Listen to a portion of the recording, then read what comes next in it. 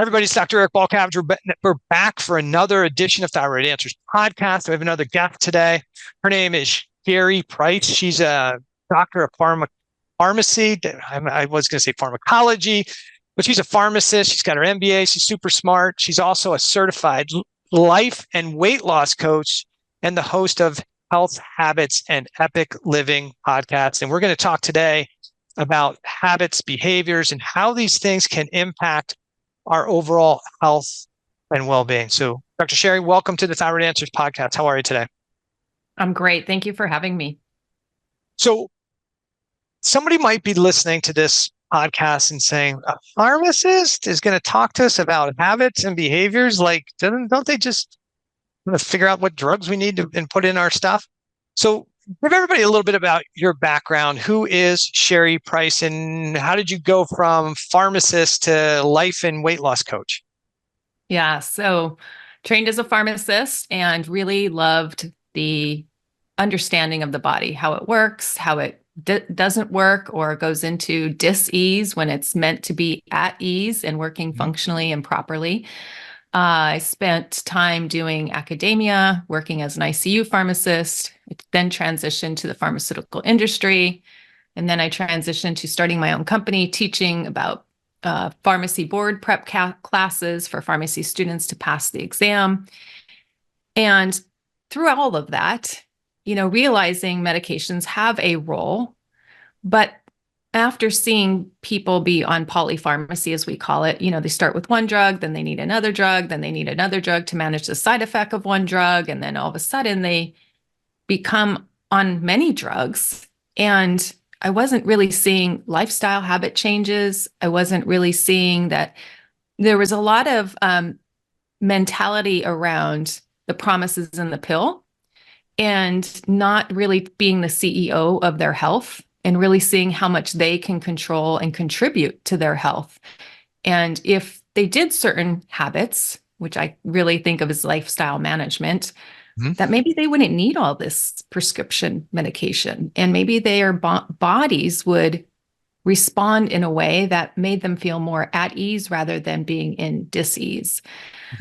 So when I learned about the power of the mind, and then wanted to get certified in coaching. And that's really, it's working with people and their mindset and limiting beliefs and helping them really establish habits that benefit their health rather than habits that maybe society tells us are the way to do things or the way to respond to things.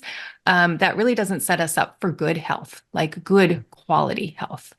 And so I became fascinated and then decided, it's time to leave pharmacy and do this and really work with people about managing their behaviors, their habits, and what they do that's going to make a big impact on their health. Yeah. Well, I think it's great that you've come from like a 180 almost, right? Funny, I thought I was going to be a pharmacist when I was younger because when I was a little kid, right? My parents needed me to do something because there was nobody home. So I went in and became a volunteer at a hospital, Lehigh Valley Hospital in Allentown, Pennsylvania. And so I worked in the pharmacy as a volunteer and did that. So I was like, oh, this is like cool. Like it's your first like job in a corporate setting, right? And I thought, I'm going to be a pharmacist. And I think I was going to go to, it used to be Pennsylvania or Philadelphia College of Pharmacy or something like that. I think it was, but I wound up changing school. Yeah. So we might've been classmates. I had it going, but I wound up going in a different direction. But it's interesting because you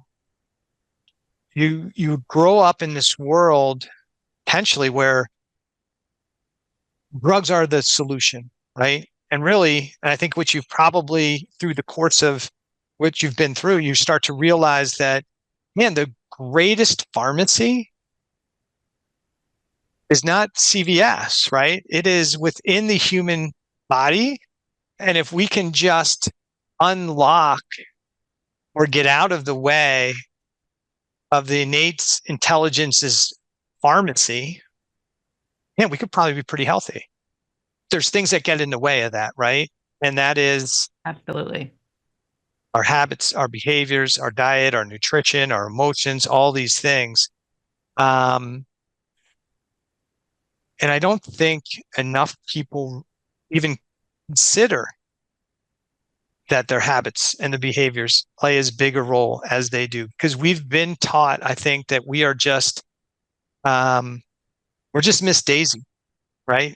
Sitting in the back and we're just being taken through life as a ride, and whatever happens to us, it's your genetics, or it's because you have a X deficiency or a Y you're not you don't you have migraines, so you need a migraine drug. So the reason you have migraines is because you don't have enough of this drug to manage migraines. That's why you have it. Now, that's a very simplistic, and you might be like, well, that's not really what people think, but that's maybe what it's kind of what we educate people on TV. Like, oh, if you've got this, you need this, versus if you've got this, it's likely because of one of these 10 or 15 things that are going on. And we could investigate which one of those things it is for you and change that. And then you don't need the stomach acid support or the depression support or the migraine support, because your body knows how to run this physiology normally. So, at what point did you really start to realize that was there your own habits or behaviors that led you on this journey from pharmacist to life and health coach? Or was it just something that you'd said, you know what, you just started reading or listening to somebody like Bruce Lipton early on and listening to the biology belief? I mean, I heard Bruce when I was in school, I don't know, 30, almost 40 years ago, um, but what was it that really helped you make that shift and that change? Yeah. I actually didn't ever think I would ever leave pharmacy. I loved it so much. I thought it was a way to really impact health. I thought I was doing such great work, and saving people and educating people. And you feel like you have this special gem that you just want to share with everybody. Mm-hmm.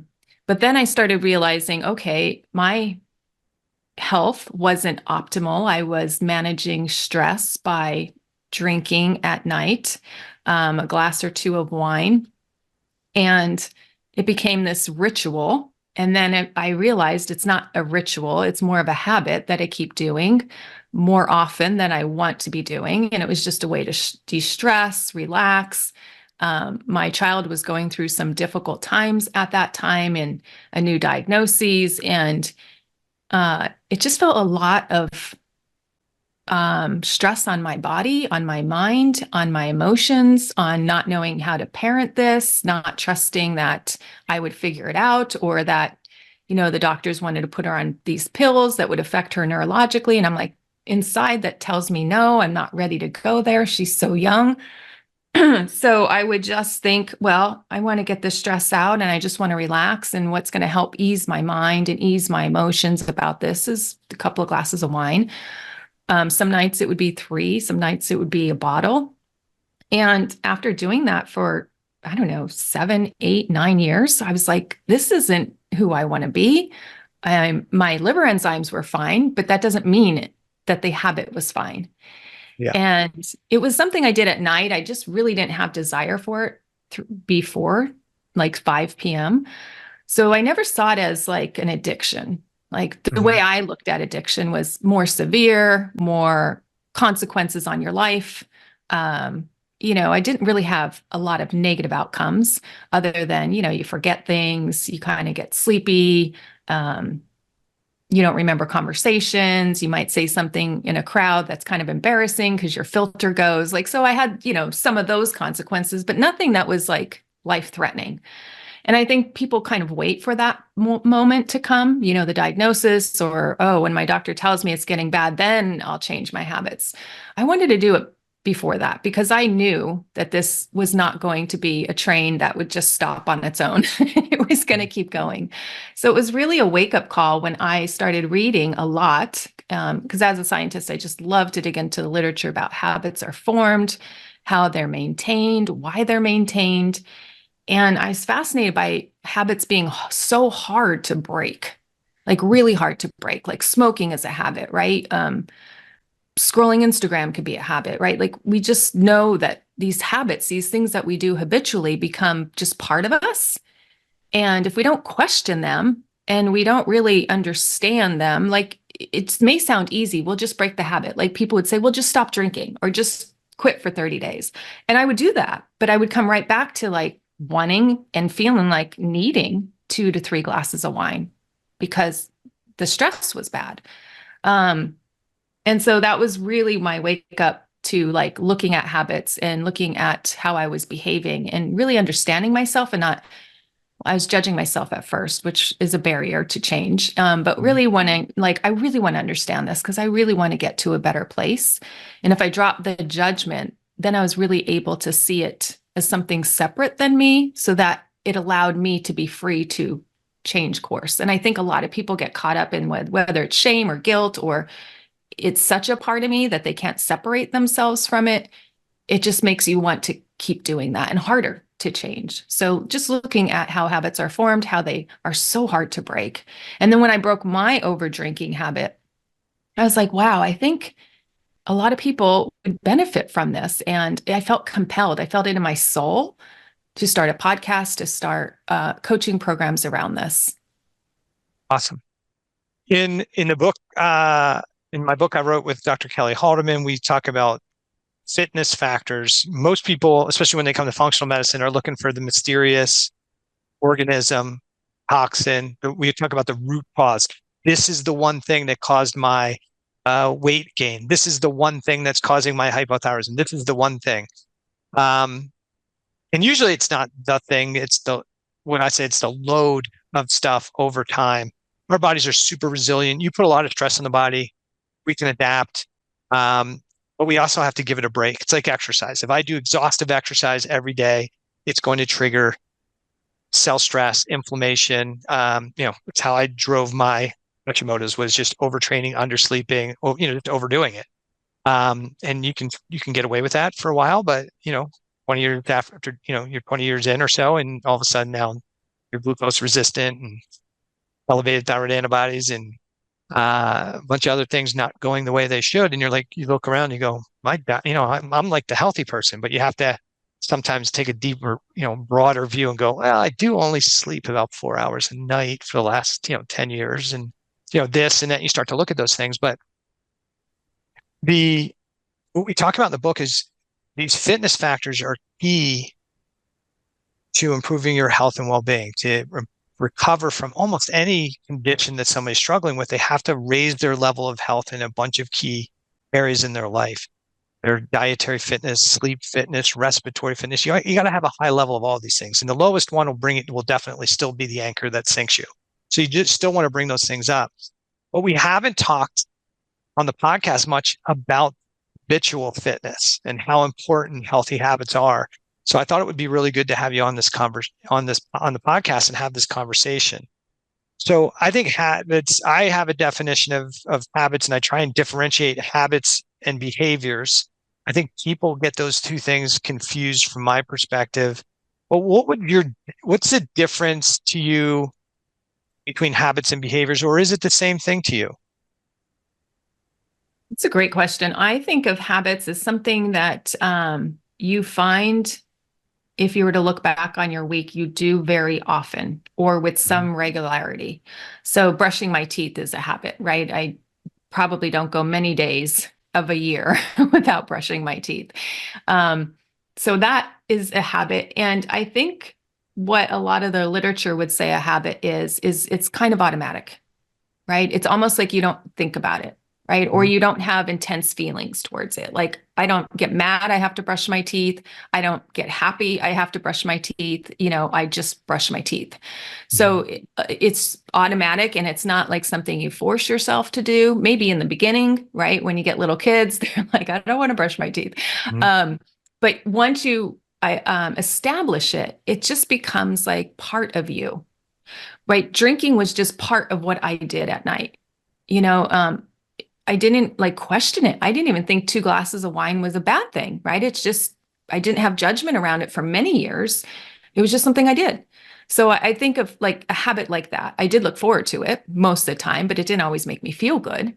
Um, so I think people get mixed up with like the feelings part of it too. So I think that's like a separate conversation. And then a behavior, to me, I still drink, um, but I do it on occasion. And um, I am making sure this doesn't become a habit. I'm like intentional about that. And so I think behaviors might be intentional more so than a habit, which would be more automatic. How would you define the difference between behavior I think and we're on the same page. Again, and we kind of talked a little bit. I kind of mentioned my perspective offline before we jumped on, but I think that's pretty much in line with what I think. A lot of times people think they have habits, and when you really ask them about it, they have behaviors. And I agree. I get up in the morning. First thing I do is to go in and brush my teeth. Right. I don't even think about it. I could be half asleep and brushing my teeth, and then I'm headed down to my gym. I stop, I fill up my tumbler, it's got my stuff in it, and you go down. It's just like it's like on autopilot, right? So that's habits. Those are autopilot type things. From a behavior standpoint, I think you're right. You actually have to think about them like, oh, I'm going to do X or Y. It's things we do periodically, maybe not with regular intensity. And I think for the listener, why is this important and why are we spending time talking about it? Because there's a lot of things that you do that you may not realize are habits, good or bad. Especially, I don't think people realize the bad ones. I think we're ready to take ownership of the good habits, but we're not so ready to take ownership of bad habits and call them a habit. We typically want to default to those potentially as behaviors, and the good behaviors we want to default that those are habits I have, and it's usually the opposite. And so I think that's where people get in trouble. And if you're a person like where you were at, there's some people that say, hey, you can never drink alcohol. Alcohol's a toxin. It's always bad. Listen, I agree. If you don't want to drink it, you don't have a desire to do it, you should not do it. That doesn't mean that somebody who drinks it is going to be toxic and damaged. And matter of fact, for some people, that social interaction that comes with having a drink with your friends or family is massively helpful for them because it allows them to laugh and relax and do those things. But I think almost everybody would agree alcohol is a toxin, right? Some of the foods we love the most are some of the most toxic foods that we could consume. Your body has amazing capacity to deal with these things if they're not ongoing chronic habits, right? So in the book, I talk about habitual fitness as being important. Like when you look back at all of the things that you do on a consistent basis, and I'm going to ask you how do you help people figure this out? I want people to know your level of the habits you have, the positives minus the negatives, right, is going to determine your overall level of health in many cases.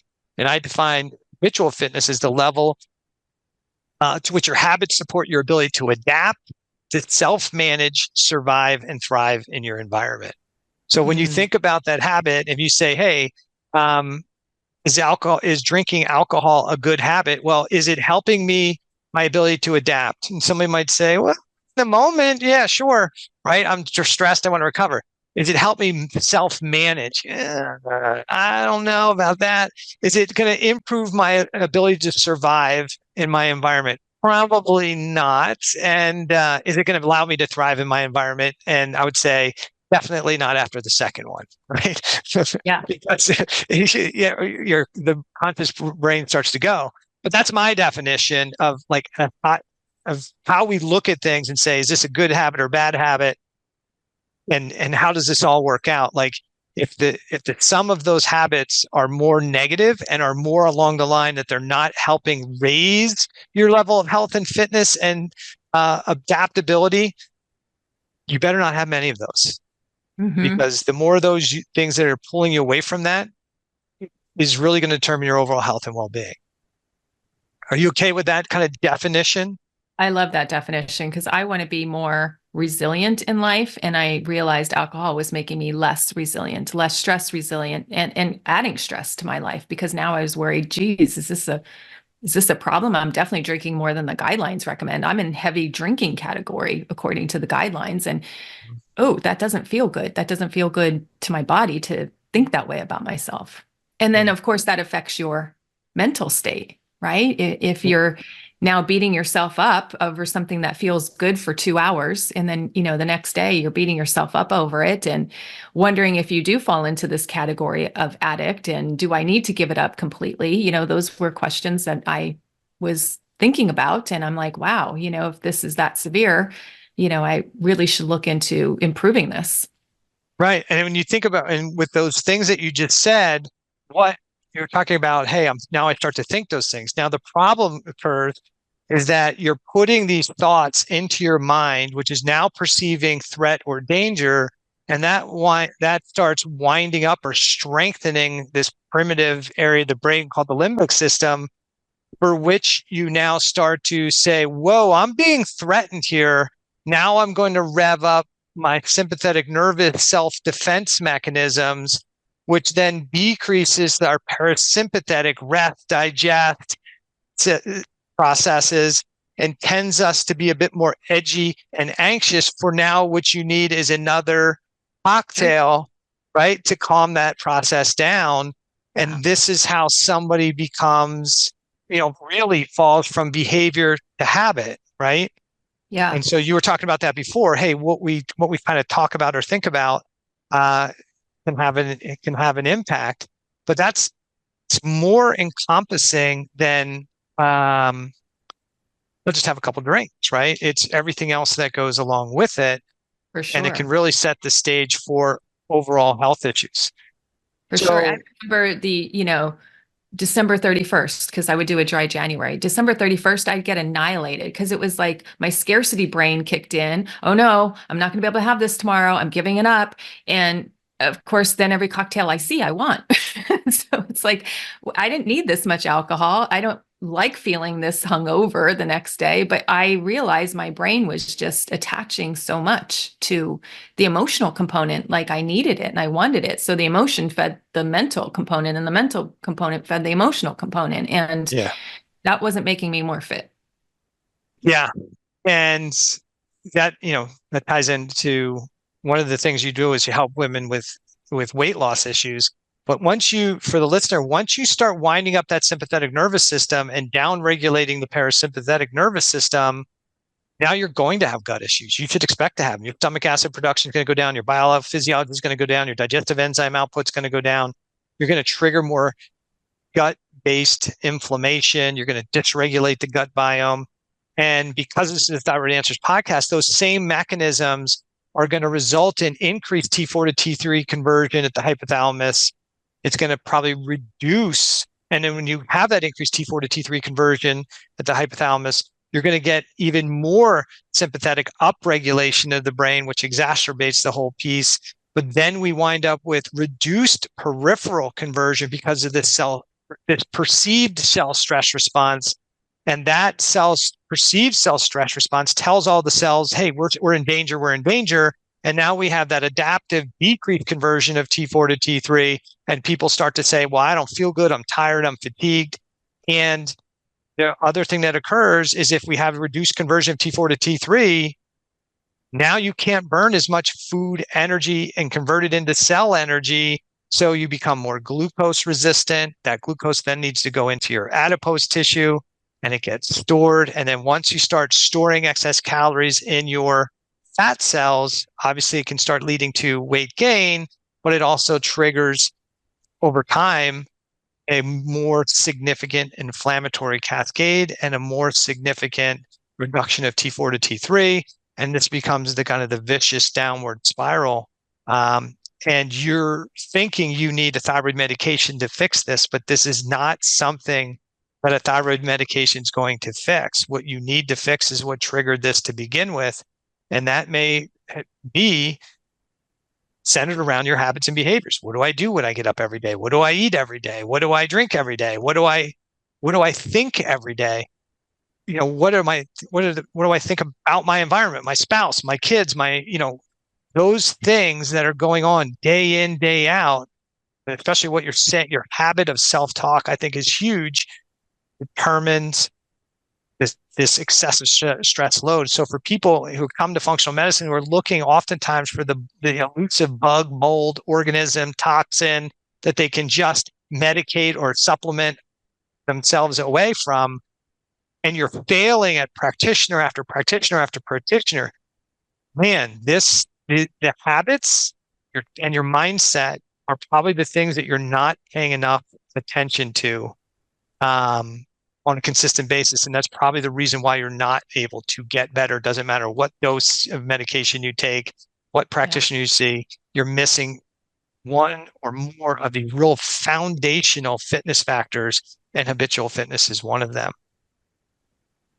So how do you help somebody start to realize that some of their daily habits, their daily routine is part of their problem?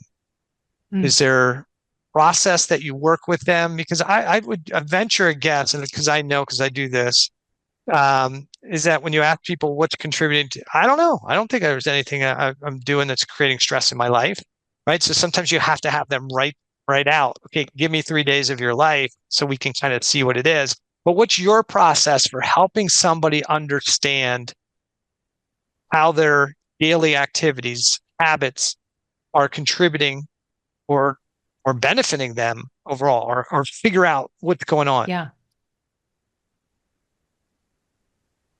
How do you do it?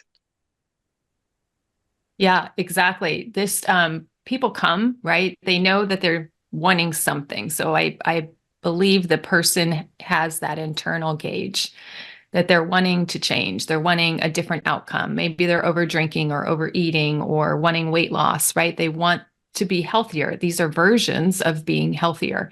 So I think knowing that result, we start there and like, okay, what does that mean to you? Is that no drinking? Is that some drinking? Just to start, right? Just to get their brain thinking that the result that they want was where they're going. So I love setting goals because the brain loves to set a goal and then working backwards. Okay, where is it in your day that you first think about alcohol or wanting to consume it? And what is going through your mind at that point? You need it. This is the only way to de-stress. For me, that was one of the things. I know for some women, they like, well, when I have a glass of wine at night, it's my time. It's a ritual that signals that it's my time. I don't have to do dishes or the kids are put to bed or it's just my break, right? And so that is like a signal that they're using where their brain can now change the way it thinks and say, oh, now I can relax. When you can use any kind of signal, you don't have to use alcohol as that signal. So I really love peeling back, like at what point does it start to invade your thought process, your emotional, what's the trigger going towards the behavior that you don't want to be doing? And so then yeah. So when somebody comes to see you, they're often coming to you because they're trying to, is it because is there a goal? They come into you because you're the health coach and a habit coach, or are they coming to you because, hey, I want to get off alcohol? What's like the common person who's coming to see you? Yeah, I'm drinking too much and I don't feel good about myself. I'm embarrassed. That's usually the lens that people are saying, hey, this is the person that can help me with that. Yeah. Or I want to lose 20 pounds. Like those are very common goals I hear all the time. Okay. And then, so we look at, what they're doing currently that's giving them that result. And then we look at ways that they could get the result that they want and pave those ways forward. So if somebody comes in and says, hey, I want to lose 20 pounds, right? Then you're saying, okay, if you want to lose 20 pounds, are you saying, okay, what are the things that you're doing currently that got you to here? Like, yeah, right? Like, so what are the habits that you're using to get overweight? And how do we replace those potentially unhealthy habits with healthy habits? Is that how you do it?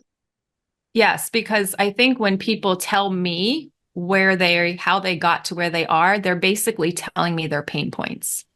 So one lady is, I'm ordering Uber Eats a lot, I'm just not finding time in my schedule to make time to make healthy meals.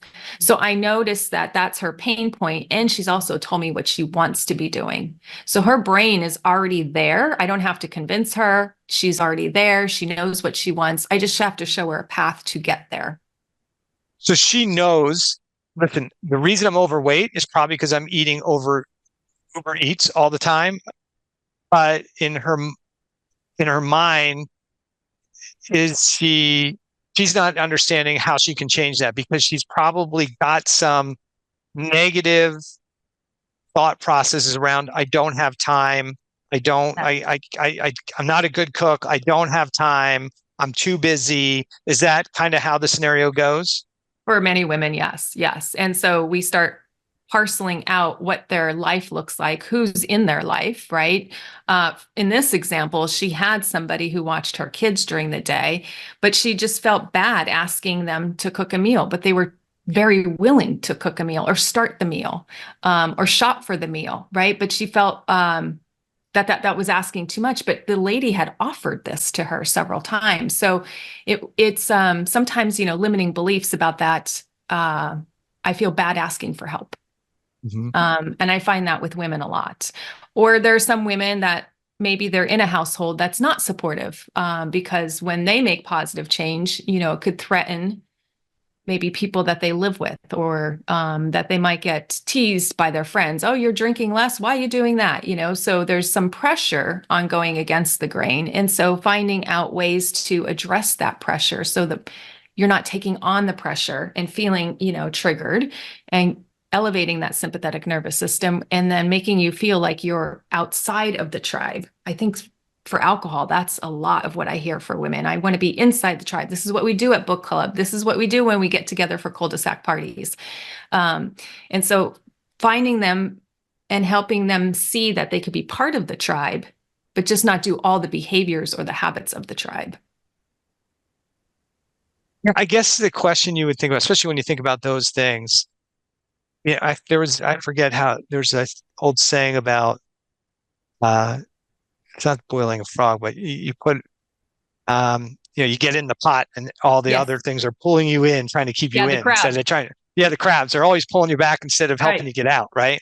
Yeah. Um, but I think I think we lean on sometimes we lean on those habits and groups and then and that's like you said, it's kind of our way to kind of feel relax or stress Connect. ourselves, connect.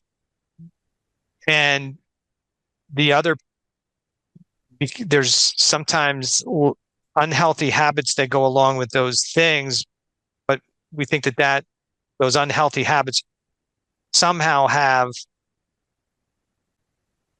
a significance for the group when maybe they don't. Yes, exactly. Exactly. And I think they are giving more power to the habit. Hmm. And the brain can do that, right? It can see like this is the way to fit in, or this is the way to connect. And there are so many other ways to connect. And once we start talking about those ways that are going to work for that individual, Hmm. then their mind begins to expand to like, oh, wait, I can still connect with this. I could still be part of the book club, but not necessarily do all of the behaviors that the book club ladies do, and be accepted for that, and maybe even be celebrated. Like when, because I think it comes down to your identity. If your identity is, I've always shown up to book club and I've always had a couple of drinks of wine with the ladies, it's almost like an expectation, right? Oh, when Sherry comes, I know she's going to want her Chardonnay, and they have a bottle of Chardonnay for me. Some of the ladies drink red, right? But they know Sherry's a Chardonnay drinker, la, la, la. And of course, who's ever hosting wants to make you feel welcome into their home or Hmm. party or wherever you go. And they want to please you, right? Friends want to have fun together and they want to please one another. So, of course, if I've always been for 10 years showing up as this version of Sherry, and that's my identity, it feels very uncomfortable for Sherry now to own a new set of shoes and show up as a new identity. And now I have to feel like I have to have reasons that I don't want Chardonnay tonight. Like, many people will say, oh, I'm on antibiotics, or I'm driving tonight, or I'll be the DD. These are just ways that they're trying to step into that new version of them and still be accepted or not disappoint, let's just say, Mhm. people or the situations when they're in. Because if they're always used to joining in and now they're not joining in that one regard, for some reason that feels very uncomfortable to the body because it's a shift, right, in our identity. And I think that's when habits actually occur. So it goes from like a behavior, well, this time I didn't drink, that's good. And this time I didn't drink, and we get those behavioral moments, but it becomes more of a habitual moment or a habit of not drinking or over drinking when it's part of your identity. Because Yeah. for so long, I identified as like someone who loved wine. I loved alcohol. I knew all these Mhm. cocktails and we'd make craft cocktails and it was part of my identity. And I knew, I became sophisticated in terms of the terminology and where the grapes are harvested and how they're bottled and this winery versus that winery. We did wine tours together. Like Mhm. it was a big part of my social network and fabric. So to choose differently and not always imbibe made me feel, gosh, are my friends going to still want to hang out with me? Am I still going to be perceived as fun? And so that came down to some of that identity stuff that felt threatening, threatening to my image and who I wanted to be and who I wanted to be friends with. Until I found ways to be like, oh, I want this new identity. And yet maybe still hang out with those people and maybe not, right? Yeah. I think there's two key things there, right? One of those is your perception of what your peers are going to say, right? Which may Yeah. not be accurate. And two is that sometimes the loudest objection to your change is people who are harboring their own challenges with those things, who don't want the crab getting out of the pot, right? Because Yes. I feel better when there's a lot of people with the same issue I have versus everybody's doing a little bit better than I am, right? And so I got to bring them back in here with me where I feel more comfortable. So I think it's double-sided there to some degree. So Yeah, and we are our own worst critic, right? You're right. We are yeah, gonna think that we know what somebody else is thinking about us. And I just challenged that assumption because when I started drinking less and some of my friends really supported me that I was surprised by. Some of my friends didn't that I was surprised by. And also they came around later on. And now some of them say, I want to sit next to you at so and so because I know, are you drinking tonight? Like some people even ask me, are you drinking tonight? Can I sit next to you? Because it just makes me feel better to hang out with people who are doing what I want to be doing. So it's almost mhm, like by me showing up, healthier version of me, I'm mhm, also giving them a safe space to show up as the healthier version of them. yeah. And I think yeah, that's huge, huge. I think yeah, it gives somebody else license to behave better, right? Yes. So what we talk about maybe poor eating habits, alcohol as a potential bad habit. What are the other, what have you seen as the other really problematic habits that you see really impacting somebody's health and well-being? Hmm. So this is going to go probably deep, is that all these ways that we manage our emotions or manage our bodies, I think with, not food that's amazing for us, not liquid that's amazing for us, and other patterns that we may have that aren't amazing for us, is a way to disconnect from ourselves. And I think one of the biggest gifts we can give to ourselves is to make our body, I call it sometimes a vessel, to connect with it and to understand it. Because a lot of times our body communicates the change it wants. And sometimes we fight that. We fight that mentally, we fight that emotionally, we fight that. And when we fight, it's the inward fight or flight, right? And so by fighting what we want from a health perspective, we like drive up all those hormones that aren't going to lead to dis-ease, or that aren't going to lead to ease, but lead to dis-ease, right? So it's like that fighting with myself. I did that for a while. Like, well, I see how alcohol is so helpful for me sometimes, and I see how it's bad for me sometimes, right? And that cognitive dissonance. And it was like this fight. And I felt like I was white knuckling when I was giving it up for 30 or 31 days. And then it would like drop the fight, would feel so good, and to be able to drink again, but yet I was still in turmoil when I really wasn't understanding, how do I handle my anger? How do I handle my anxiety about, the health of my child and so forth? And it was like, I wanted to learn ways that I could manage that were healthier. And so that meant I had to connect with myself. And that's very uncomfortable when people have trauma, or when people feel like they're broken, or their story in their head is, I'll never figure this out, or I tried all the things and I've never been successful before, right? All these mental states that we can hang on to and believe as like truth when they're not really truth. And I think being able to connect with, what do we truly desire for our health, and how do we rely on ourselves to do that? Like grounding work, meditation work, really connecting with ourselves rather than being distracted. So I think that ties into one of our other health fitness factors, which is emotional. We call it emotional fitness, but I think you're right. So I think that third real challenging habit is our self talk, right? How do we talk to ourselves, and how are we trying to block that out? So I think that goes together, and I think that's where some of these other problematic habits come into play. I drink alcohol so I don't have to listen to that noise. I go on TikTok or Instagram and spend 4 hours on there watching somebody else's story instead of dealing with my own static and nonsense. And we don't realize that our own stuff is still going on in our own brain, still creating a response consciously or subconsciously many times, and we're not aware of it.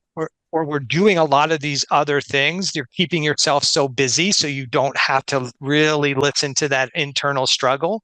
And it happens to all of us, right? And I think Tony Robbins used to say false emotions appearing real. And I don't think that's valid, because I think they're real emotions to experiences, right? These are real thoughts coming in, real perceptions coming in, and they're producing real emotions, right? So it's real stuff, but it's how do we perceive it if we're allowing our time, the time and attention? And I think for a lot of people, not understanding what's going on between the 6 inches of their ears is a huge issue. And we have habits to displace or block out that stuff instead of deal with it. People talk about trauma, past experiences. These are things that create problems. I think the big issue is because we never really get right with those things. And I think sometimes people think, well, it's trauma. This happened to me. I can't get past it. So I just block it out or pretend like it didn't happen. And it's probably one of the worst things we can do. Even for me, I didn't realize how much was going on between my 6 inches of my ears. And I tell this on the podcast a bunch of times until I really started bow hunting. And I started shooting a bow just to you have to really focus and concentrate when you're doing it. Got to block out, like kind of really focus. So I thought that was good for me, because I'm not the guy who's going to probably sit in the middle of the floor and meditate. It's just not who I am. Then when I started bow hunting, you're out there for 6, 8, 10 hours sometimes on a sit. But I was struggling with, half an hour to an hour, because my mind would start racing. I got this to do. I got that to do. I got this to do. And I felt really uncomfortable sitting by myself in the woods. And I'd have really negative self-talk going on. And, sometimes I would just leave early and get out of there because it just felt uncomfortable being with myself. But it was probably one of the things that was probably most beneficial to me, was to starting to realize that, hey, I'm not comfortable with myself. Maybe the reason I do all these other things is because I'm not comfortable, dealing with my own thoughts and feelings that may be valid or invalid, but I'm not dealing with them. And I'm thinking that I'm not, if I just play them off, that they're not going to be part of the load. And really, that was probably the biggest piece of the load. And so that experience really helped me listen to the noise, not, more. That was great quiet time for me. That was my meditation that helped me really hear those thoughts, either validate them and say, okay, this is true and I need to do something with it, or this is not really a true thing. But I think one of the things when we talk about habits is we're not giving ourselves that quiet time to really hear what's going on with our inner voice. And we don't think that, hey, the 4 hours I spent on, TikTok or Instagram today or social media is bad thing. And maybe some time on there is not bad, but if you're displacing your own personal time to work on yourself with watching somebody else's reality and experiences, that may be a really problematic habit. I think that's happening today in the youth. Is they're spending so much time watching things, other people's lives, other people's experiences, other people's chaos, other people's guilt, and everything else, that they're not spending any time trying to figure out who they are as a person and determine if they really like who they are, what their habits, the behaviors are, and how they impact their health, life, and those goals. Yeah. Yeah. And they're looking, I think we're on a search for something when maybe that something can actually be cultivated inside of us, Mm-hmm. like peace, calm, contentment. I think those are really valuable states. And I don't know if a lot of people give themselves that gift, and that gift is available to us if we're willing to be with ourselves and connect with ourselves. And you're right, some junk may come up. And I love the question. It sounds to me like a lot like what I do is Byron Katie's work. I just ask, is that true? When my brain tells me I'm not good enough. I'm not good enough to come on your podcast, or I'm not good enough of a speaker to say complicated processes as maybe you are, and so that good enough could come up in my mind. And I just really say, is that true? I just have a different way of explaining things, or I just see myself as different, but not separate than Mm-hmm. people who want to make positive change in the world. I just have a different way I do it. And so I love that question that Byron Katie offers is this really true? So the way we're thinking about things, is it really true that alcohol right now is going to improve my life, right? Or really make me connect with these ladies or in this group? Like, is that really true? Or can I find a different way to do that? And that Right. just really starts to open up like, oh, there is a different way. Oh, there could be a different way. And I think being able to just explore that, your body has so much wisdom, and it'll tell you what it wants to do instead, if we just Yeah. allow and connect with it. And just that inner communication releases or can release the appropriate chemistry, right? To make us happy, make us joyous, to make us satisfied. Mhm. Where when we don't really spend that time, or we divert ourselves away from listening to that inner voice and talking and kind of rationalizing with that inner voice, and spend so much time with somebody else's actions and chaos and everything else, that time, that habit of doing those things can also trigger the chemistry in our body that creates the anxiety, that creates the depression, that creates all the things we're experiencing. So to me, like, that's like another kind of really challenging habit that we have. And a lot of people would say, well, I don't spend much time on it, on social media or watching news. But I think when you really start writing out how much time we spend on these things, and we realize that, man, a lot of these, I'm spending time on these platforms that create more angst or anger or irritability, and the impact that has on our overall physiology. Yeah, exactly. And I try to stay attuned to that. I think staying attuned in the present moment as I'm scrolling through Instagram, as I like to do. I like pretty pictures. I like funny Hmm. videos. But the minute I start to feel envious or um, like, wow, I don't look like that, or I don't have that, or I don't have that way of explaining things, or I'm just like, wait, this is not feeling good, and have myself stop because that's, compare and despair, right? That just doesn't Hmm. serve me. That doesn't build good feelings for me or me towards that other person. And I don't want to be that person. I'd rather be somebody who has more calm and peaceful state and give permission for people to be who they are and how they show up, and also give myself permission to be who I am and how I want to show up. Yeah. And you really almost have to spend some time alone with yourself and your thoughts to realize who you want to be and how Yeah, you want to show up, right? right. Otherwise, you're just Miss Daisy and you're being led around life and you're doing everybody else's thing. Yeah, yeah, yeah. You're just following the trends of what society tells us is trending. Yeah. And that probably won't make you too happy either. That's everybody today is unhappy about something. Um, So we realize there's things like for me, I like people to kind of write out their day, like what do you do so they can be aware of, okay, what are the things that I do all day? What are the things that consume my time? Because I think that's a big thing. And you said, hey, if you want to lose weight, what are the things you're doing that's supporting the weight you are, right? We have to help our clients understand what they are doing that's good and what they're doing that's maybe not as healthy, or what's helping them towards their goal, or what's not helping them towards their goal. And Hmm. so that's probably step one. Step two is, how do we help our clients make the habit change? Because it's great to say like, hey, just start exercising, but it's not, you know, you start for a week and then you're like, okay, I'm out, right? Or I'm going to stop drinking, but it's a week and a half, and I'm going to have another drink, right? And then they beat themselves up, and now I'm going to have more because I feel bad about myself.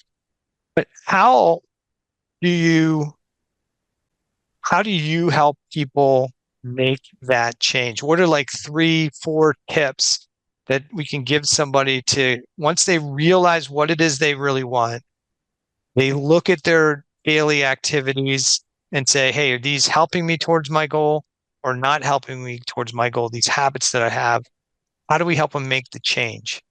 Yeah. Gosh, I do this several ways. So I don't know if I have you know, it's this way for everybody. I'm just thinking of a few examples of like one lady who wanted to drink less. She was even afraid to count and look at how much she was drinking. She's like, it's just a lot. I don't even want to quantify because it made her feel so bad. So if we can't quantify right away, we'll get there, right? So I love to quantify as much as we could. Like you said, taking an audit, writing it down. It could be a food log, it could be a drink log, just looking at the behavior and working towards non-judgment for that when the Mhm. person is ready. For this particular person, she wanted to get there and wanted to drink less, but right now she just loved her alcohol so much. And I said, okay, just tell me why you love it. And she goes, because it helps me deal with my marriage. I don't really like my marriage. And I said, well, maybe we start there. And so, Mhm. you want to consider the factors driving the behavior or the habit. And so we improved her marriage in like 2 months, working on certain strategies and asking, is her husband willing to change or willing for feedback or willing for any of this? No, this is something I just want to work on. He's totally happy with me. I'm just not happy with him. And I'm like, Mhm. okay, that's great. So working on that. And after 2 months, she's like, wow, my marriage is in such a great place. I never thought I'd be able to love him this much again.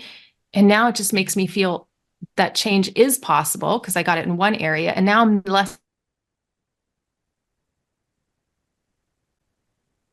So then do I really kind of like what you're saying, getting to that root cause, like what's the real big pain point that's causing the behavior? And so in working with women who are resistant to exercise in the beginning. Okay, why are you resistant to it? Well, I have these thoughts about when I walk into a gym, or this thing that's not going to last, or whatever it is, or something going on at work. It's a big project. I just can't get to it. Okay, well, let's work on that thing first. Maybe it's a mindset issue. Maybe it's managing the home life first. That makes it easier to take the step of doing exercise. So really kind of triaging that biggest lever in the beginning that's going to give them progress, because everybody likes progress. So if you want to change, maybe we don't focus on the change you want first. Maybe that's the second or the third step of the journey. And so people are like surprised, like I allow them to keep drinking if that's what we decide together to do and that feels the best for them. And then when they're ready to tackle it, because I think a lot of people have fear of how they show up in a gym, fear of what they look like, fear of not knowing how the machines work. I know you can do it at home, but then some people will like, I don't have accountability for that. And getting started, I don't know if I'm going to injure myself, or it's been so long, or I'm now in my 60s and I haven't been doing anything for 20 years. So there's intimidation factor to that. And so seeing where the lever that they're willing to do and starting there, I think is huge. That would be tip number one. And then all the emotions that come with it, because I think we just store emotions from the past. Maybe we had a bad experience at the gym, or, we've had a bad experience or got injured when we started a running program. Maybe we're that type of person that's a start stop, and that's how our identity, we see ourselves in that identity when that is that's an identity, right? That can change. You can change your identity. You can change your personality. You can change so much, right? The brain is so malleable. So I love focusing on the emotional component I know for women, at least, the emotional piece. Like, oh, if I take better care of myself, my kids suffer. I'm less around for my kids. I'm less around for my family. I feel guilty taking time away for me, or I'm so needed that I don't see an opportunity to get that time. So these are just things that we look at, and I love asking just questions. Is that really true? Is there any time you can squeeze out? Is there anything you can change the balance of things in the relationship with your kids, empower your kids to help out? Just ways to help them see that change is possible, doable. And I love it when people get those little results, even if it's not on the actual thing we're working on to start. Yeah. Do you think that maybe the thing that they really want is the only way you get that is by obviously working on the things that potentially created that problem to begin with? Like everybody wants weight loss. They want weight loss tomorrow, Yeah. right? Yeah. Like that's why these medications, these semaglutides are so hot, right? Because I don't have to change really much, right? And I can make some change. Unfortunately, there's a downside to that, right? Which is, hey, we're losing muscle mass. We may not be changing habits, and so when these things stop, it comes back with a vengeance. But I do think a lot of times part of our jobs is, I want to lose weight. Okay. Well, the weight is the adaptation. So we got to figure out what your body is adapting to. What are those stressors that are creating that? So if your goal is weight loss next week for the wedding, there are strategies to do that. If your goal is, I want to get healthy and I want to lose some body fat as a part of that picture, okay, then we've got to get you healthy first so that you can lose weight. Most people think that they got overweight and that caused them to be unhealthy. And I think the argument's the other way around. The reason you're overweight is because you're unhealthy to begin with. And so sometimes that's hard for me to believe, like, well, how could that be true? Because the way physiology works in general, especially if you think about metabolism, the way the system is set up, that is, if I over consume calories, we upregulate thyroid physiology adaptively, at least in the short run. I overeat, the body says, whoa, we're starting to store calories, shut down satiety signals, or fire up the satiety signals. The leptin that's released from fat storage then triggers the conversion of T4 to T3 when it's in a low level, and we increase the metabolism. So cellular metabolism actually ramps up when we first initially start to store calories. So that's one of the reasons why we can see people who have terrible diet and lifestyle to some degree. You can see those people who are leaner, fitter. They don't have the perfect habits and lifestyle, but there's other factors that they're not putting themselves in this chronic cell stress response, so they can eat a bit more calories, and it seems they seem to be able to burn it off. But I think people get the reason they're overweight and obese is because they have chronic health issues, chronic inflammation issues, stress issues going on. That's what leads to the obesity. Sure, calories in, calories out. We can talk about that, what the reality of that is. But there's a ton of people that eat a lot of calories and are able to maintain a normal, healthy body weight because they have a lot of healthy habits that go along with it. So more calories, their body adapts. Less calories, their body adapts. It's the person who has chronic health issues that doesn't have that adaptability. They don't have the resilience to increase or decrease calorie intake like somebody who's healthy has in the first place. So it's funny when we hear people go in and the doctor's like, well, if you just lost 12 pounds or 20 pounds, you'd be healthier. Sure. But why did I develop this in the first place? And that's where we should be able to sit down like, well, let's talk about your habits and behaviors that got you here. Those are the things we need to work on. If we work on those, you're probably not trying to lose the weight, but you will lose the weight. I don't know if you see that in your practice at all. Yeah. Where people that are ultimately trying to lose weight, they're trying to over-exercise to lose weight. They're starving themselves to lose weight. And they're like, I can't lose weight. Okay. Those aren't ways to get healthy. If you exercise and you eat healthy food and you get to sleep on time and you breathe well and you've got a good mindset, you're creating health, which then allows you to adaptively lose weight. Absolutely. Does that make sense? Absolutely. I have a podcast on that, the myth of the move more, eat less, fallacy that we are sold, and that a lot of us think that's the way. And I actually teach all of those concepts you just said. It is, the microbiomes in there as well, right? Taking care of the microbiome by the food you eat. And sometimes you may need to supplement depending on the quality of your food. And, it's quality of food, not just quantity. Like a lot of people just think it's portion control. Right.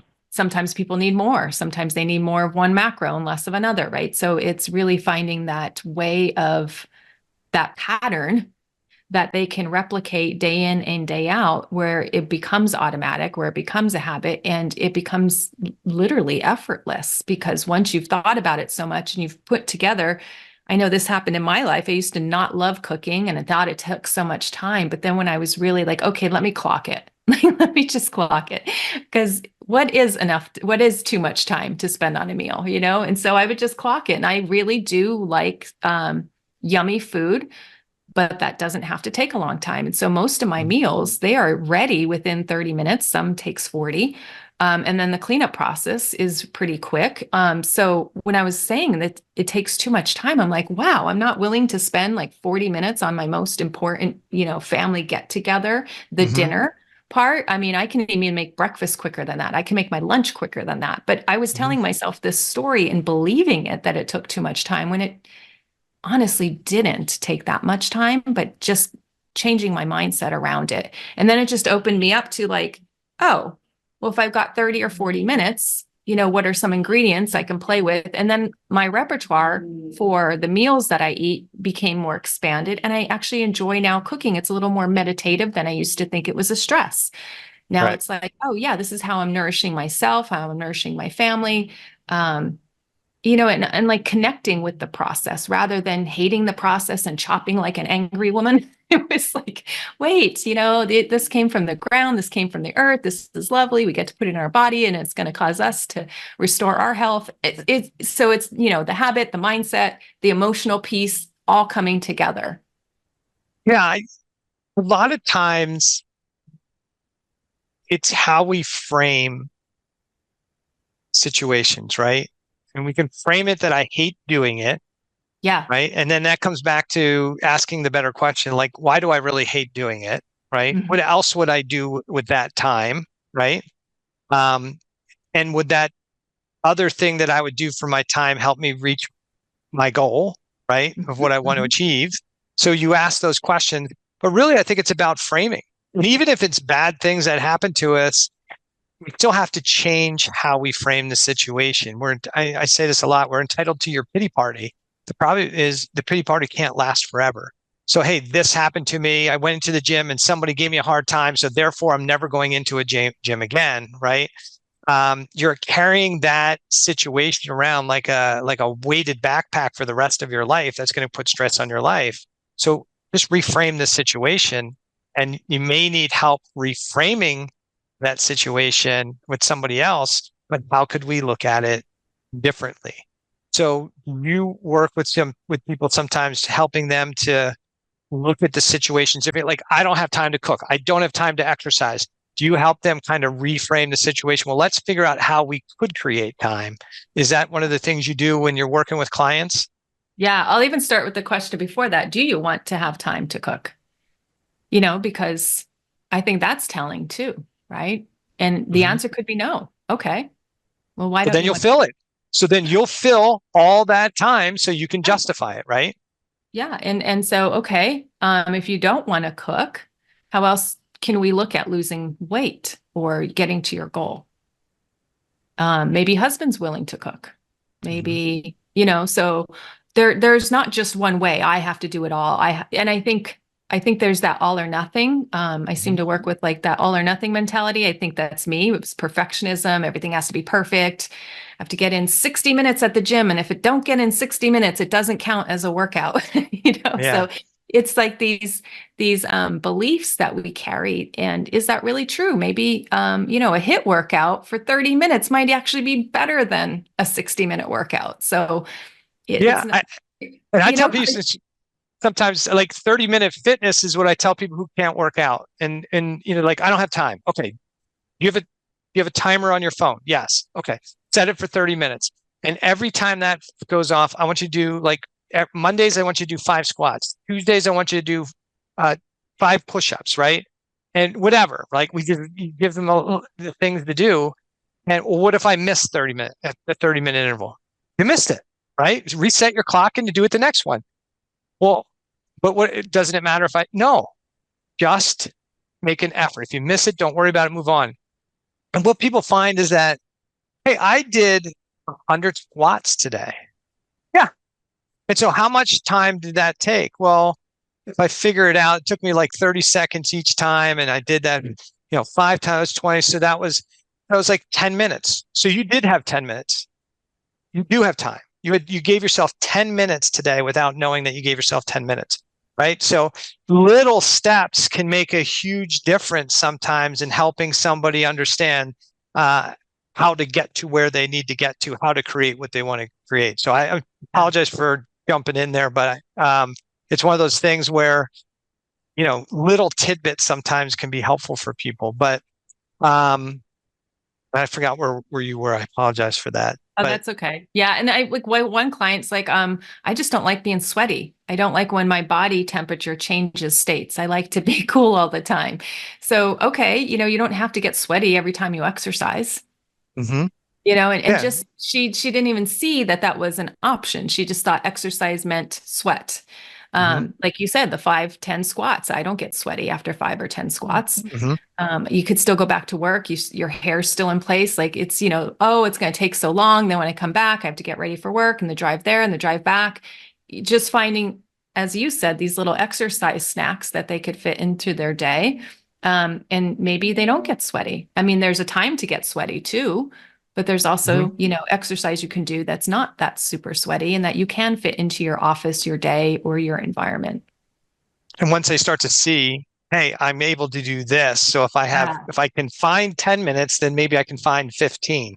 And if I can find 15, then maybe I can find 20, right? And then if I start to see change from that 15 or 20, now, you know what? Maybe now exercise isn't so bad, right? And now we start to change our thought process around exercise rather than it's a chore or it's something I hate to do, to actually, it isn't so hard. And I like what it gives me. And then we drive the habit. Yeah. I like how my jeans fit, or I like how this is getting tighter and less flabby, or I didn't even know if my body's changing. I just feel better. Yeah. It's crazy how that can happen, right? What's the thing that made me feel better? Maybe everything, right?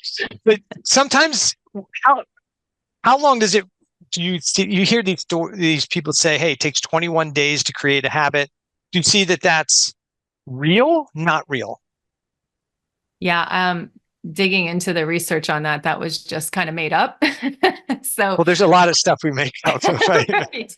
Somebody makes it an idea and then we just accept it as truth, right? And so even Right. the 64-day one, I know that's out there a lot. Maybe there's one study or one thing, but I think the habit is just you putting effort into it until it becomes a habit. And that can be various amounts of time for people. I could see some of my clients, it takes months. And some clients, depends on exactly what habit we're talking about, right? The habit of working out every single day, the habit of getting in some exercise snacks, the habit of, changing one of their meals. I don't think there's a time line dependent on that at all. I I don't think either. it just varies per the individual and how I think what actually determines it is your desire level for it. Yeah, I think it's your desire level for it and how long it takes for it to become part of your identity, Yes. right? Yes, And I think you absolutely. said that at this start point, which I think is significant, right? So I I I when I think about exercise and working out, it's just part of my identity. It's just what I do. And so I don't have to, it's not work. It's not, it doesn't have to be intentional. It just is where it is. And sometimes that's going to take that's why I think some people can just say, I'm not a smoker, right? Yeah. And they quit in a day because I'm not a smoker, right? Yeah. And so their identity is a non-smoker, right? Hmm. So I don't smoke. And then you got somebody else who's like, I'm a smoker. I'm trying to quit. I can't quit. I've been smoking my whole life. I'm a smoker. Well, it's because the smoker part, you're reinforcing that that's who your identity is. So you're going to do things that are going to help you match your identity of who you think you are. So I'm a person who likes to exercise and be healthy. And being healthy means exercising consistently. I want to be strong. I want to be fit. And to do those things, be able to hike and climb and do the things I want to do, I've got to put this is the work I've got to put in. So I do think it's variable for everybody. And that's why the mindset piece is so tied to those habits. Like at what point do you start to identify who you are? We see this with nutrition. I'm a vegan. Okay. And we're stuck with I'm a vegan, I'm a vegan, I'm a vegan. That's great, but you're not healthy as a vegan. So if you were a healthy vegan, I wouldn't care. But you're a unhealthy vegan, and the habits and behaviors that got you there is not going to get you better. So, well, I can't, we've got to change everything around that piece. I'm not saying that being vegan is bad, but there are a lot of really unhealthy vegans. Yes. Um, Yes. and they sabotage themselves because of their I'm a vegan, so they feel like they can't, even though they may even realize that they're not healthy. Their identity is a vegan, so I can't change. And when somebody makes the reality like, okay, I did this veganism thing for a while, I felt better for a while, but now I'm not feeling good. I'm not a vegan. I just want to be a healthy person. And at one point, a vegan diet may be helpful. Another point, a carnivore diet could be helpful. At some point, a keto, intermittent fasting, like all these things can work, but you're Yes. not, if you're locked into like that Word. tribe or word, yeah, you're in trouble, right? Because if it's not Yeah. working out and you're stuck with that concept, you could be in big trouble. Yeah. Um, what there's some people say, I'm just not. Well, you enjoy it, or or the terms I hear that people are what I think excuses for not doing healthy habits are like, but you enjoy doing that, or you're motivated by it, or I'm not motivated enough to do it, Mm. or I need motivation.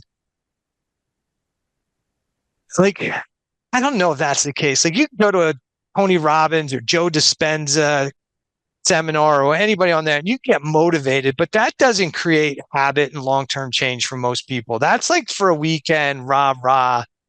That's motivation. Hey, we're going to go play a game. The coach gets you psyched up, and that's a short-term motivation. I think like is like a short-term thing. Yeah. Um, It's a so short-term feeling, I feel. yeah. Hmm. So when people tell you like, I need to get motivated to do it, like, how do you answer? How do you deal with Yeah. that? Yeah. I think if you rely on motivation, you will fail. I think if you use it when you have it, use it, right? If it shows Mhm. up and it's in your body, use it. Don't waste it, right? I think it's great when it shows up, but just don't expect it to show up.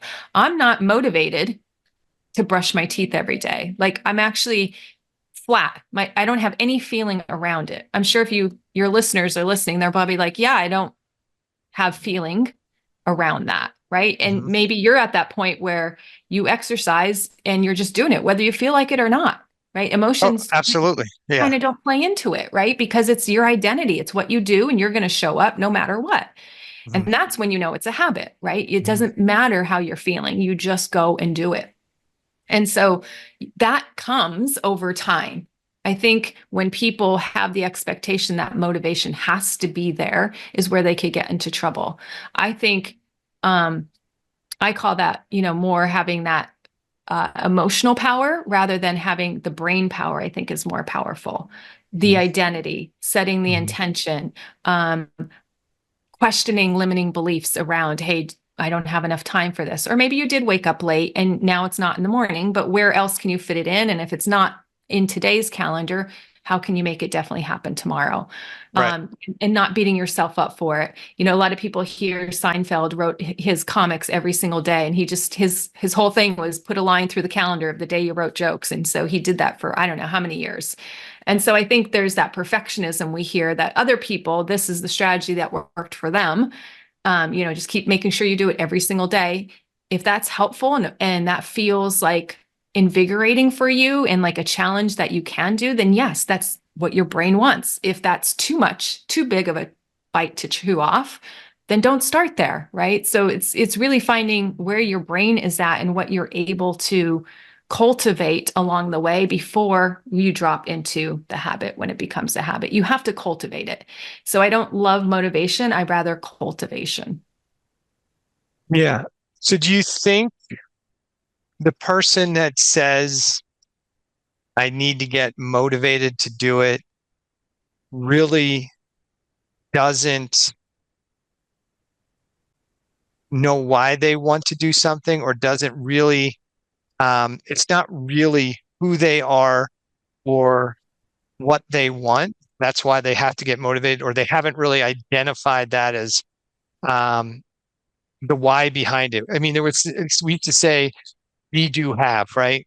Mm-hmm. To have what you want to have, you got to um, do certain things, but to do the certain things, you got to be a certain person first, right? I got to be that person first. Yeah.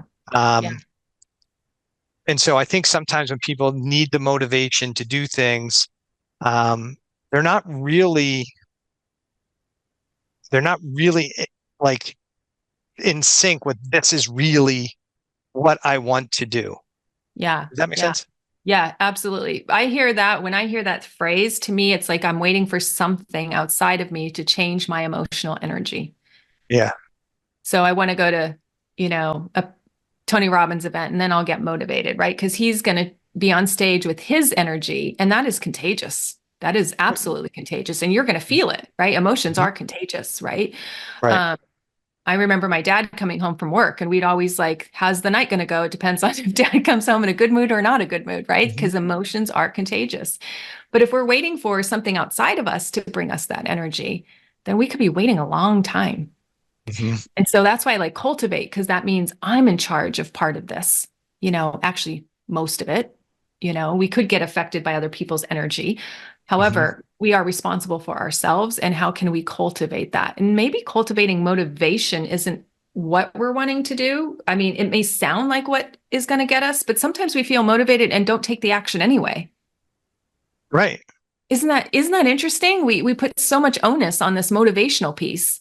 Mhm. But then sometimes we get the motivation and it's fleeting or we don't act on it. So I think it's more of a cultivating. This is who I want to be. This is who I'm stepping into. This is my future identity that I'm wearing now, and cultivating that. Uh, and sometimes the feelings might not match the energy of motivation, and that's okay. Yeah.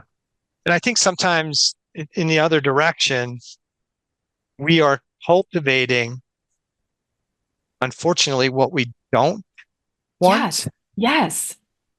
Yes. right?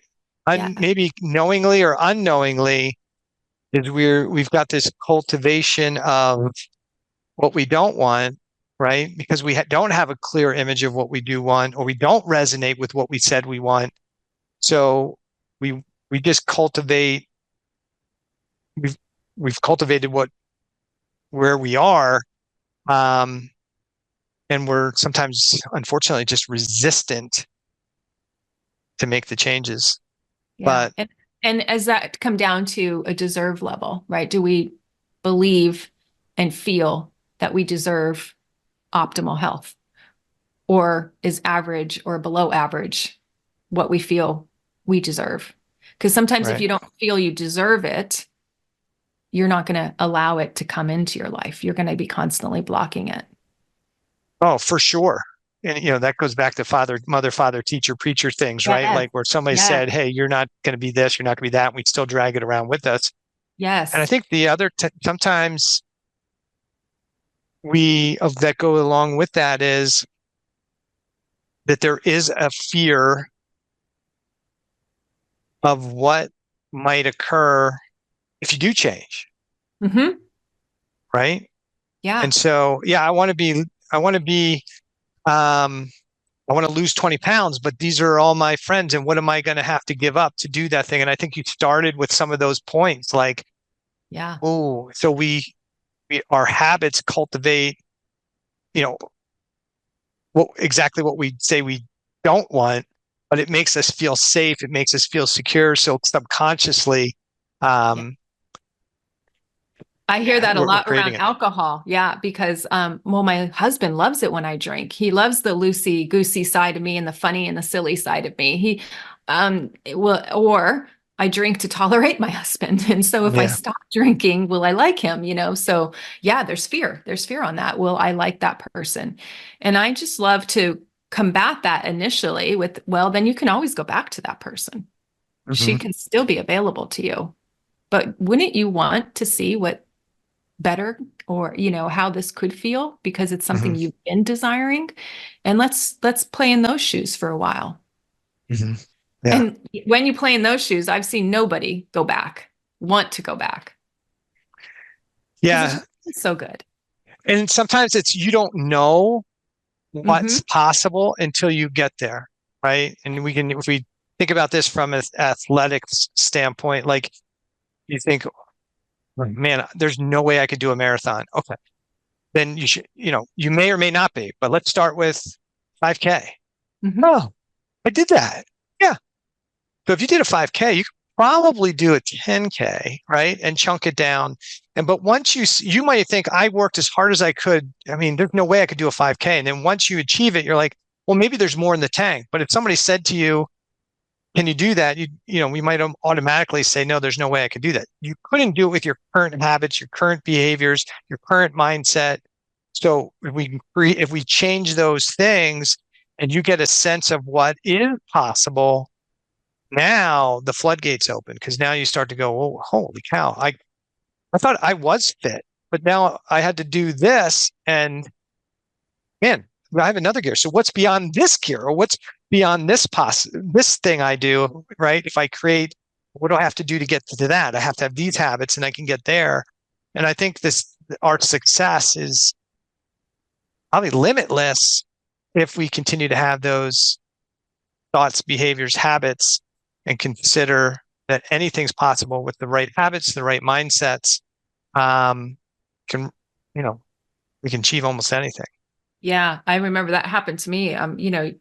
I'll hear it from women. Oh, I want to lose 20 pounds, but if I could get just 10 off, that's great. And then when they get the 10 off, we go to 20. For me, it was like, wow, some weeks I drink 40 drinks a week. That seems like really bad. And when I got down to in the 15 to 20, that's like a 50% reduction. I'm like, wow, that's amazing. And now that I'm here, I could see myself, not initially, I was there for a couple of months because I thought that was amazing. This is good. And then I didn't want you to take any more of my alcohol away from me. I still had scarcity around it and identity around it. But then after time, I'm like, well, maybe I can even consider dropping some of the drinks and going down to 10 or 8 a week. And then it became even less than that. Like, I didn't think that was available or possible for me when I saw my number so high. But then when I started to get progress and not really desire more, I was fine with the 15 a week. And then when I got down to 10, I'm like, well, I actually don't crave more. This feels good. Maybe I can even drop a couple of more drinks from the week, you know? And so it just started to open up my mind, like, maybe I'm not this drinker that I thought I was, you know, maybe I change this identity, and I'm getting this identity concept now. I didn't get it before, but now I'm like living it. So living it, it changes your beliefs about yourself because you're actually seeing it to come true. So I'm like, oh, maybe I can be somebody who just occasionally drinks again, and really occasionally, because my first definition of occasionally was like every other night. Now my definition of occasionally has changed from that. Yeah. So, and I think to some degree, when we start to remove bad habits, replace them with good habits, when we do have those episodes of bad behavior, we go, you know what? This isn't really what I remember it being, right? This doesn't feel as good. Kind of like this feeling better than this feeling. It starts to become easier to get, well, you know, fewer and fewer of those bad habits. Because you start to go, man, it's not this romantic thing I thought it was, this romantic relationship, right? Forgot about the hangover, or I don't feel good. It takes me 2 days to recover. I really do like exercising now, and I don't feel like it. Like, I think when you have like the alcohol thing, if you're into that, I mean, there's a lot of things, healthy habits you're not doing because you probably didn't feel good enough to do them, even though probably in the depths of where we can be when it's problematic, you don't really think you feel bad. It's just how I feel, right? Mm-hmm. Mm-hmm. Yeah, I didn't know I had so much brain fog. I didn't know I had so much sleep disruption. I didn't know that I could be confident without it. I didn't know I could connect without it. I thought I needed it to connect. Like my brain would like hear you don't need alcohol to connect, and it'd be like, does she really know what she's talking about, or does he really know what he's talking about? That may be true for you, but that's not true for me. I'm an introvert, and this helps me be an extrovert. Like so many stories around it. And when I started to see, wait, I can actually open up to people without having, a buzz going on or feeling a little loosey-goosey from the alcohol. I can really let the pressure off after a long day or a stressful day without having to imbibe to get there. Like it just really started to shift my thinking around all that is possible and all that was more available to me that I didn't see was available to me. Because when you're in the habit that, that's all the way your brain just wants to think and do. And so you just keep repeating that cycle and it just gets more ingrained in the brain. Yeah. I think that's probably a good place to kind of start winding this up because we're running a little bit late, and I want to respect your time, but I want to make sure we kind of finish some of those thoughts. But can you tell the people who are listening, like where they can learn more about you? I know you have a program called Epic You, so talk to them about your podcast and talk to them about your program, and if they want to learn more about you, where they can go. Yeah. So my podcast is called Health Habits and Epic Living. I used to do a lot of podcasting around drinking less, but just felt like I wanted to open up the discussion about drinking is just one piece of the health component. And and there's so much we do that's habitual that we just want to investigate. Is it leading to epic living? Does it make us feel great about ourselves? And what are the changes we want to make? So you're welcome to tune into that. I do have some programs where I help women through menopause. That's a big change in life. I do have a program called Epic You where we're working on mindset and our habits there. And then also a Tone and 10 program to reduce belly fat and really trying to change our composition in our bodies. So you can find all that information on my website at epicu.com. And I'm also on Instagram and Facebook at Dr. Sherry Price. Awesome. Sherry, I appreciate you coming on the podcast. It was a good conversation. I apologize. We ran a little bit long. Actually, we went about the right amount of time for the podcast, but we just talked a little too much in the beginning. So I will let you go. It was great having a conversation with you. And at some point along the line, we'll probably get you back on and continue this conversation, because I think what goes on between the 6 inches of our brain, what our habitual fitness is going to definitely has a huge role in determining how healthy we're going to be and the success of whatever strategies we employ. So probably plenty of room for more conversation. So once again, thanks for joining us on the Thyroid Answers podcast. Thank you, Eric.